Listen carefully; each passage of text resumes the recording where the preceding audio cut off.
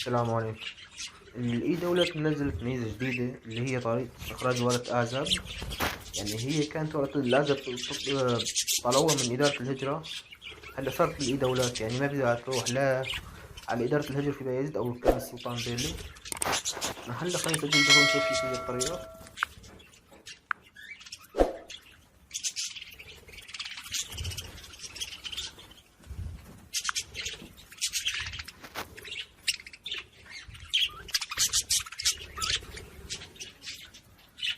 أنا راح أحط الرابط مباشر في صندوق الوصف.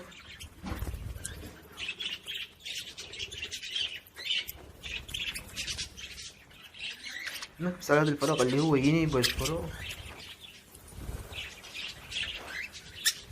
ننزل لتحت. هلا هون طلع لي معلوماتي أنا، البريد الرقم، معلومات الكلينيك بشكل كامل. هون نختار البلدية اللي بدنا نقدم فيها، مثلا انت وين نفوسك، وين بلديتك تقدم عليها. بهذا الفراغ هون بنحط بالفراغ اللي هذا الكملك الممارسة اللي هو كملك الشخص الثاني، كملك الشخص اللي راح تتزوج منه.